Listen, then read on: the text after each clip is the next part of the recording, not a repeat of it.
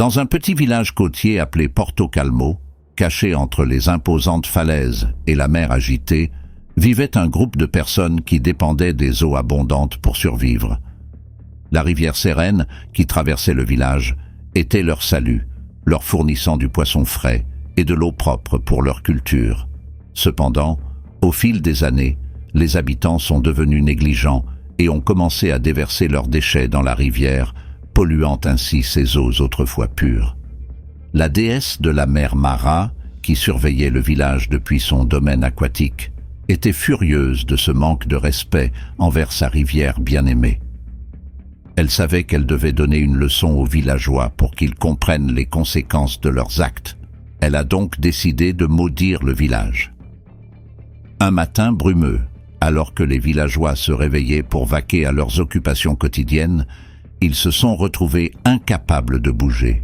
C'était comme si une force invisible les maintenait en place, les empêchant d'accomplir leurs tâches normales. La panique s'est répandue dans le village comme une traînée de poudre, et les villageois ont vite compris qu'ils étaient sous l'emprise de la malédiction. Frère, la déesse de la mer a une arme parce que les gars ont une peur bleue. Puis, sortie de nulle part, une mine brillante émerge des eaux de la rivière. C'était la déesse de la mer elle-même, avec ses yeux flamboyants de colère et de détermination. Elle parle d'une voix qui fait trembler tout le village, comme le tonnerre. « Tu as profané ma rivière avec cette merde, et tu vas payer cher pour ça désormais. Avant qu'une femme de ce village ne tombe enceinte, le mari doit baiser les hommes, des jumeaux artificiels qui vivent dans les profondeurs de la mer. C'est seulement à ce moment-là que vos femmes pourront concevoir. Vous savez, vous maudirez la terre pendant des générations, » a ajouté la déesse de la mer. Les villageois furent horrifiés par l'annonce de la déesse de la mer. Ils connaissaient les jumeaux Manades. Ils s'appelaient Omisha et Oma. On disait que les jumelles Manades étaient les filles de la déesse de la mer elle-même, avec leurs longs cheveux flottants et leur queue scintillante. Elles étaient les plus belles créatures que les villageois aient jamais vues. Au début, les hommes du village hésitaient à remplir leur étrange et inquiétante obligation envers les jumeaux Manades, mais au fil des saisons, la malédiction continuait de tourmenter le village. Les hommes, le cœur lourd de culpabilité et de honte, se sont approchés des jumeaux Manades, qui les ont attirés au bord de l'océan avec leur voix séduisante. Alors que les hommes succombaient à la séduction des jumeaux, ils ressentirent un sentiment d'effroi et de culpabilité. Ils savaient que leur femme serait bientôt enceinte et qu'ils devraient vivre avec la culpabilité d'avoir trompé leurs proches pour le reste de leurs jours. Pour certains hommes, le rituel était une source de grande excitation et d'impatience. Ils y voyaient un privilège, un rite de passage qui assurerait la continuité de leur lignée. Mais pour d'autres, l'idée de coucher avec une autre femme, même mythique, avant que leur femme puisse concevoir, était source d'une grande anxiété et d'une grande culpabilité. L'un de ces hommes était Joachim, un jeune pêcheur qui avait récemment épousé son amie d'enfance, Marina. Cela faisait des mois qu'ils essayaient d'avoir un bébé, mais jusqu'à présent, leurs efforts avaient été vains. Pour les jeunes mariés, cette tradition était un cauchemar. 3 ans après le mariage, Marina n'arrivait toujours pas à concevoir.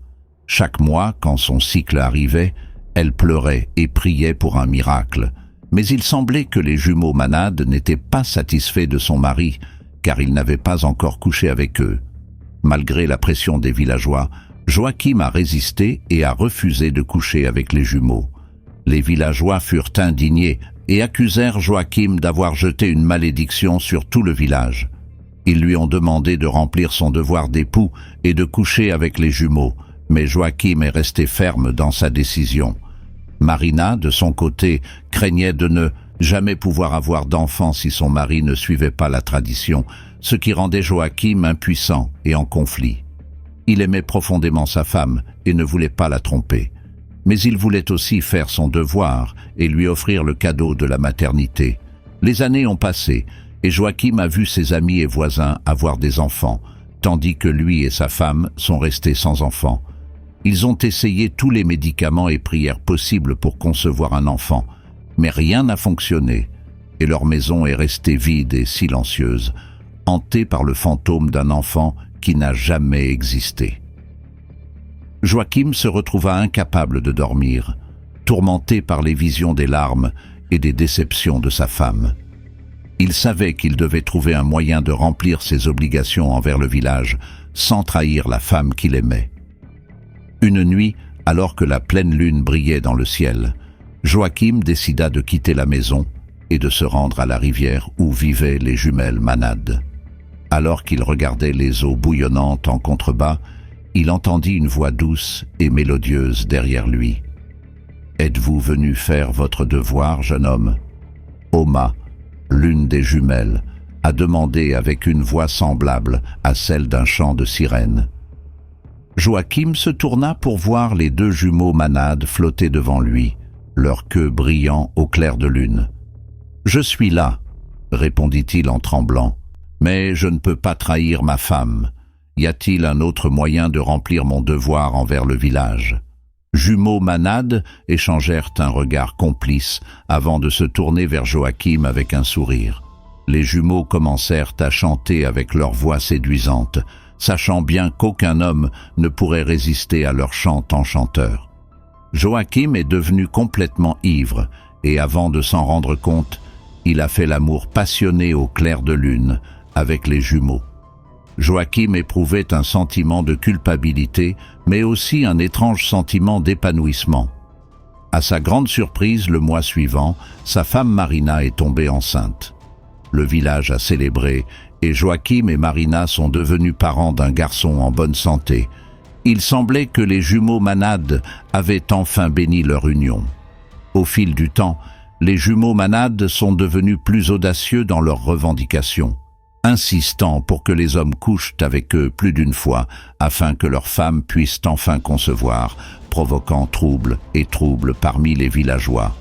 Les villageois chuchotaient et bavardaient sur ces arrangements contre nature, mais la peur de la malédiction les maintenait obéissants. Les jumeaux Manad étant devenus indispensables à la continuité de leur lignée, les jumeaux ont continué à profiter de la situation. Ils attiraient les hommes dans les profondeurs de la mer avec leur voix enchanteresse et leur beauté envoûtante. Les hommes, incapables de résister à leur charme, se soumettaient volontiers à leurs exigences, et nuit après nuit, les jumelles Manad jouaient dans les eaux avec les hommes, laissant leurs pauvres épouses à la maison, bouillonnantes de colère et de ressentiment. Un jour, les épouses se sont réunies et ont décidé qu'elles en avaient assez. Ils allèrent voir les anciens du village et les supplièrent d'intercéder en leur faveur. Ils leur ont demandé de parler aux jumeaux Manad et de leur demander de briser la malédiction qui avait été placée sur le village. Les anciens étaient hésitants au début. Ils connaissaient le pouvoir de la déesse de la mer et craignaient les conséquences de sa colère. Mais ils ont également vu la douleur et la souffrance des femmes du village et savaient qu'il fallait faire quelque chose. Ainsi, un soir de pleine lune, les anciens se rendirent à la plage où apparaissaient les jumelles Manad. Ils les appelèrent, leur voix résonnant sur les vagues déferlantes. Les jumeaux Manad émergèrent des profondeurs, leur queue scintillant au clair de lune. « Pourquoi êtes-vous venus vers nous, anciens de la terre ?» demandèrent-ils à l'unisson, leur voix comme un chant de sirène. Les anciens expliquèrent la détresse des femmes du village, comment la malédiction ne leur avait apporté que tristesse et honte. Ils ont supplié les jumeaux Manad d'avoir pitié et de briser la malédiction qui avait été placée sur le village. Cependant, les jumeaux Manad n'étaient pas disposés à écouter les demandes des anciens du village ou des femmes. Ils affirmèrent que la malédiction était la volonté de leur mère et qu'ils étaient obligés de la maintenir à tout prix. Réponse des jumeaux Manad, réalisant que briser la malédiction ne serait pas une tâche facile. Malgré leurs efforts, les anciens ne parvinrent pas à convaincre. La déesse de la mer, Mara, qui surveillait le village depuis son domaine aquatique, était furieuse du manque de respect envers sa rivière bien-aimée. Elle savait qu'elle devait donner une leçon aux villageois pour qu'ils comprennent les conséquences de leurs actes. Puis, un matin brumeux, elle décida de maudire le village. Alors que les villageois se réveillaient pour vaquer à leurs occupations quotidiennes, ils se sont retrouvés incapables de bouger. C'était comme si une force invisible les maintenait en place, les empêchant d'accomplir leurs tâches normales. La panique s'est répandue dans le village comme une traînée de poudre, et les villageois ont vite compris qu'ils étaient sous le contrôle d'une malédiction. Soudain, une silhouette lumineuse émergea des eaux de la rivière. C'était la déesse de la mer elle-même, les yeux flamboyants de colère et de détermination. Elle parla d'une voix qui secoua tout le village comme le tonnerre. « Vous avez profané ma rivière avec ses déchets, et pour cela vous allez le payer cher. Désormais, avant qu'une femme de ce village ne tombe enceinte, son mari doit passer un examen. Nuit avec les jumeaux aquatiques qui vivent dans les profondeurs de la mer. C'est seulement alors que leurs femmes pourront concevoir. » Les villageois furent horrifiés par l'annonce de la déesse de la mer. Ils connaissaient les jumelles aquatiques, Lina et Luna, que l'on disait être les filles de la déesse elle-même, avec leurs longs cheveux flottants et leur queue brillante. C'étaient les plus belles créatures que les villageois aient jamais vues. Au début, les hommes du village hésitaient à remplir leur étrange et inquiétante obligation envers les jumeaux, mais au fil des saisons, la malédiction continuait de tourmenter le village. Les hommes, le cœur lourd de culpabilité et de honte, se sont approchés des jumeaux aquatiques qui les ont attirés au bord de l'océan avec leur voix séduisante. Alors que les hommes succombaient à la séduction des jumeaux, ils ressentaient un sentiment de peur et de culpabilité. Ils savaient que leur femme serait bientôt enceinte et qu'ils devraient vivre avec la culpabilité d'avoir trompé leurs proches pour le reste de leurs jours. Pour certains hommes, le rituel était une source de grande excitation et d'impact. Tiens, ils y voyaient un privilège, un rite de passage qui assurerait la continuité de leur lignée.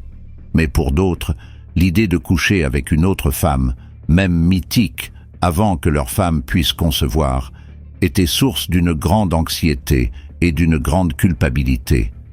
L'un de ces hommes était Joachim, un jeune pêcheur qui avait récemment épousé son amie d'enfance, Marina. Cela faisait des mois qu'ils essayaient d'avoir un bébé, mais jusqu'à présent, leurs efforts avaient été vains. Pour les jeunes mariés, cette tradition était un cauchemar. 3 ans après le mariage, Marina n'arrivait toujours pas à concevoir. Chaque mois, quand son cycle arrivait, elle pleurait et priait pour un miracle. Mais il semblait que les jumeaux d'eau n'étaient pas satisfaits de son mari, car il n'avait pas encore couché avec eux.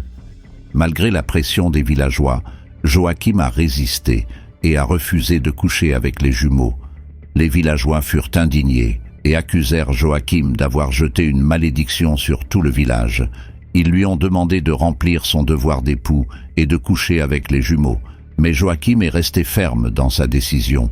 Marina, de son côté, craignait de ne jamais pouvoir avoir d'enfant si son mari ne suivait pas la tradition, ce qui rendait Joachim impuissant et en conflit. Il aimait profondément sa femme et ne voulait pas la tromper, mais il voulait aussi faire son devoir et lui offrir le cadeau de la maternité. Les années ont passé et Joachim a vu ses amis et voisins avoir des enfants, tandis que lui et sa femme sont restés sans enfants.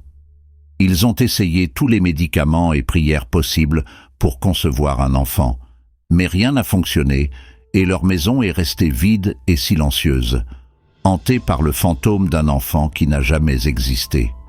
Joachim se retrouva incapable de dormir, tourmenté par les visions des larmes et des déceptions de sa femme. Il savait qu'il devait trouver un moyen de remplir ses obligations envers le village, sans trahir la femme qu'il aimait. Une nuit, alors que la pleine lune brillait dans le ciel, Joachim décida de quitter la maison et de se rendre à la rivière où vivaient les jumeaux aquatiques. Alors qu'il regardait les eaux bouillonnantes en contrebas, il entendit une voix douce et mélodieuse derrière lui. « Êtes-vous venu faire votre devoir, jeune homme ?» Luna, l'une des jumelles, demanda d'une voix semblable à celle d'un chant de sirène. Joachim se tourna pour voir les deux jumeaux aquatiques flotter devant lui, leur queue brillant au clair de lune. « Je suis là, répondit-il en tremblant, mais je ne peux pas tromper ma femme. Y a-t-il un autre moyen de remplir mon devoir envers le village ?»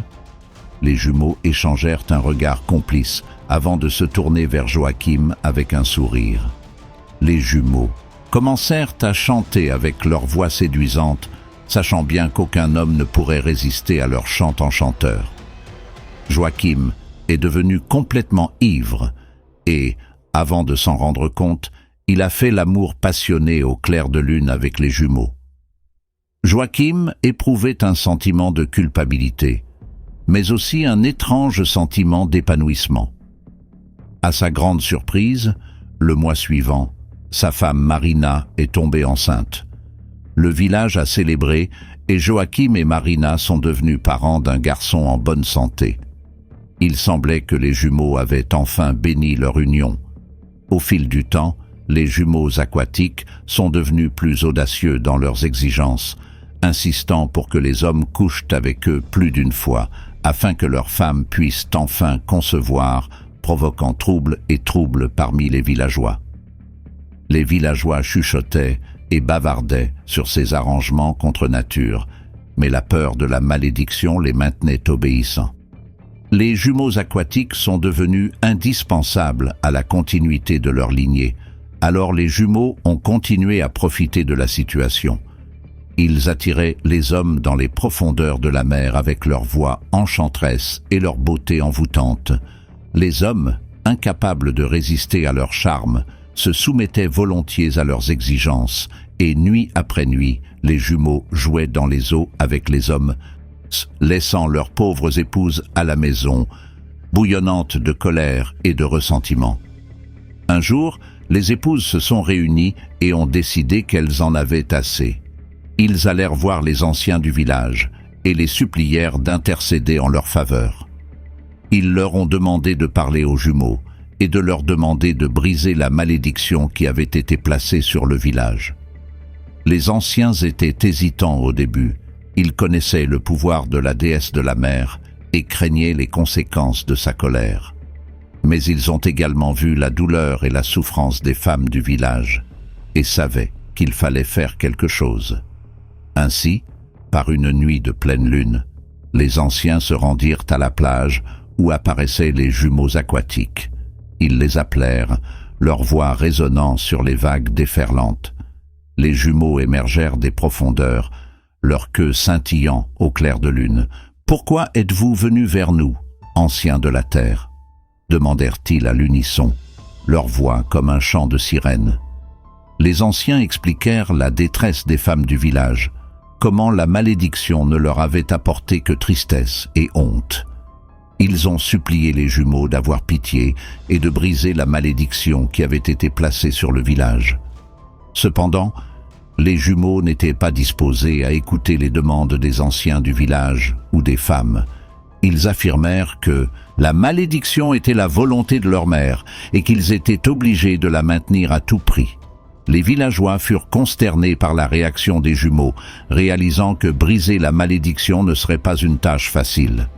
Malgré leurs efforts, les anciens n'ont pas réussi à convaincre les jumeaux de changer d'avis, laissant le village dans un état de désespoir et de désespoir.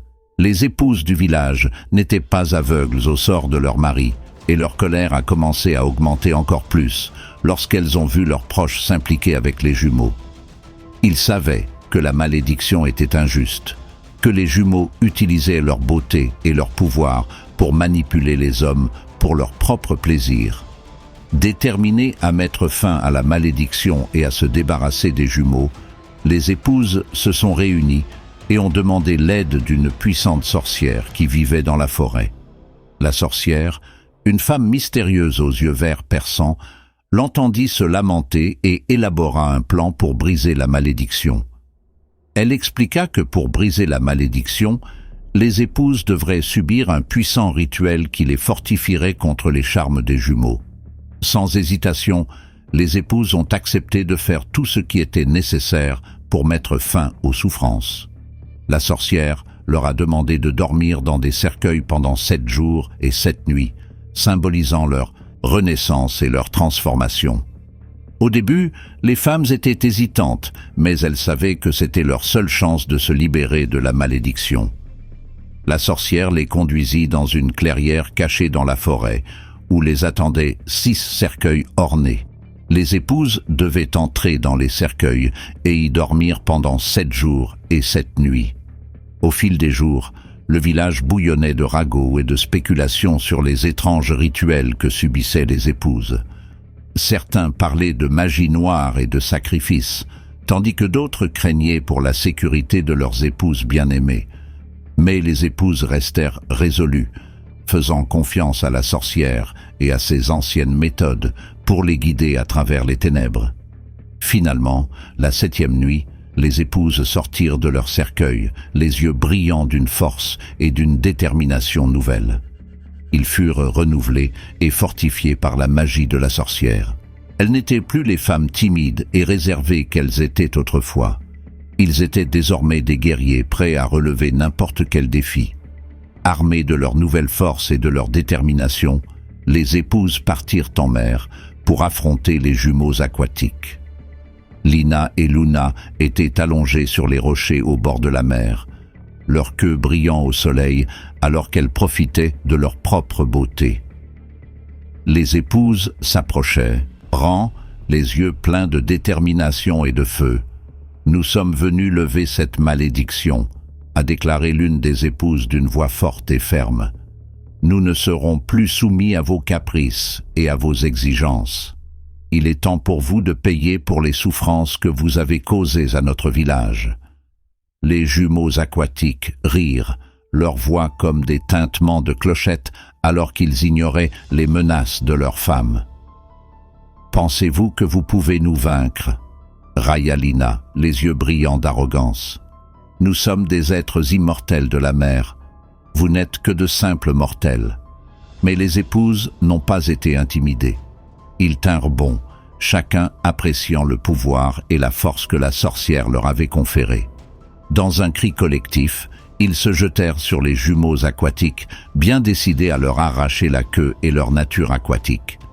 Une bataille féroce s'ensuivit, le bruit des vagues déferlantes et des voix résonnant dans les airs. Les jumeaux se sont battus de toute leur force, mais les épouses étaient implacables dans leur quête de justice. À chaque coup, ils poussaient les jumeaux de plus en plus près de la défaite. Finalement, avec un sursaut d'énergie et de détermination, les épouses ont réussi à arracher la queue de Lina et Luna. Les jumeaux aquatiques poussèrent un cri d'angoisse et de désespoir en sentant leur queue disparaître, les laissant vulnérables et faibles. Alors que les derniers rayons du soleil disparaissaient du ciel, les jumeaux se transformèrent en de simples mortels, leur belle queue remplacée par 2 jambes humaines. Les épouses triomphaient d'eux, se réjouissant, le visage plein de satisfaction et de fierté. Mais la célébration fut de courte durée, car la déesse de la mer, qui avait jeté la malédiction sur le village il y a des décennies, assistait avec colère à la défaite de ses précieuses filles. Avec des cheveux verts d'eau et des yeux scintillants comme l'océan, la déesse émergea des profondeurs de la mer et affronta les épouses, exigeant qu'elles paient pour ce qu'elles avaient fait à leurs filles. Les épouses, craintives mais déterminées, utilisèrent tout leur pouvoir magique pour combattre la déesse de la mer. Mais la déesse était trop puissante. D'un geste de la main, elle fit s'écraser une énorme vague contre le rivage, menaçant d'engloutir le village et tous ceux qui s'y trouvaient. Juste au moment où tout espoir semblait perdu, une silhouette mystérieuse apparut à l'horizon. C'était la sorcière qui avait renforcé les épouses avec des pouvoirs magiques. La sorcière, avec sa longue cape et ses yeux qui brillaient d'une lumière surnaturelle, s'associa à ses épouses et ensemble, elles déclenchèrent un barrage de sorts et d'incantations, l'air crépitant de magie, alors qu'elles luttaient contre la déesse de la mer et ses forces destructrices. Le ciel s'assombrit, les éclairs éclatèrent et le tonnerre gronda, la terre tremblant sous leurs pieds. La déesse de la mer, furieuse d'être défiée par de simples mortels, combattit de toutes ses forces, mais les épouses et la sorcière étaient déterminées. Dans une confrontation épique, les épouses et la sorcière ont combiné leurs pouvoirs pour créer une barrière de lumière qui entourait la déesse de la mer, l'emprisonnant dans une cage d'énergie. Avec un cri de colère et de défaite, la déesse disparut, emmenant avec elle Lina et Luna, les jumelles aquatiques, pour éviter d'être détruites par leurs épouses et la sorcière. Les épouses retournèrent au village à pied, la tête haute, et le cœur rempli d'un sentiment de victoire. Le village a éclaté d'applaudissements et de célébrations, alors que les épouses et la sorcière étaient victorieuses, leurs visages brillants de triomphe et de soulagement. La malédiction avait été brisée, et les villageois pouvaient enfin vivre à nouveau en paix et en harmonie, grâce au courage et à la détermination des épouses qui se sont battues pour leur liberté. La morale de cette histoire est que nous devons respecter les limites et le caractère sacré de la nature, car les conséquences d'un manque de respect peuvent être désastreuses. De plus, cela montre que nous, en tant qu'humains, sommes capables de bien plus que ce que nous pouvons imaginer, à condition que nous soyons déterminés et courageux. Les épouses ont vaincu leurs oppresseurs grâce à leur détermination et leur courage, démontrant la puissance de l'esprit humain lorsqu'elles sont unies pour une juste cause.